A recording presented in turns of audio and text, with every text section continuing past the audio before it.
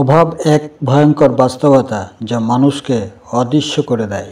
অভাব শুধু টাকার ঘাটতি নয়, অভাব মানে সমাজের চোখে মূল্যহীন হয়ে যাওয়া। একজন পুরুষ যখন বেকার থাকে তখন তার কাছে শুধু অর্থের অভাব থাকে না, সম্মান, মর্যাদা, ভালোবাসা সব কিছুই ধীরে ধীরে হারিয়ে যায়।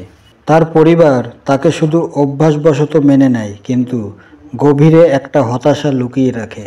বন্ধুদের হাসাহাসি আর আত্মীয়দের খোঁটা তার আত্মবিশ্বাসকে ধ্বংস করে দেয়।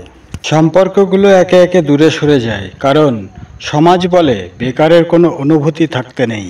একটা বেকার ছেলের দিন কেমন হয়? সে প্রতিদিন ঘুম থেকে উঠে ভাবে, আরেকটা দিন গেল, কিন্তু কিছুই বদলালো না।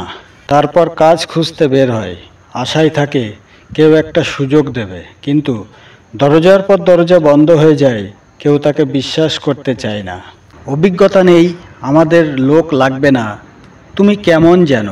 প্রতিদিন এই কথাগুলো তাকে আরও ভেঙে দেয়। তারপর এক সময় সে নিজেকেই ঘৃণা করতে শুরু করে। স্বপ্ন দেখা ছেড়ে দেয়, কারণ স্বপ্ন দেখা নাকি শুধু টাকাওয়ালা মানুষের জন্য।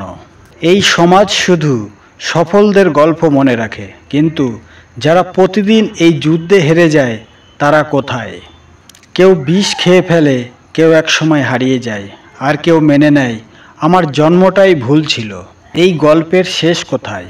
অভাবের এই লড়াই খুব কম মানুষই জিততে পারে, কিন্তু যারা পারে তারা শুধু নিজেদের জন্যই নয়, হাজারো নিঃশব্দ স্বপ্নের জন্য আলো হয়ে ওঠে। একটা কঠিন সত্য হলো, এই সমাজ শুধু সাফল্য ভালোবাসে, কষ্টের গল্প শোনে না। তাই যদি বেঁচে থাকতেই হয়, তাহলে এমনভাবে বাঁচুন যাতে একদিন এই সমাজ আপনাকে চিনতে বাধ্য হয়।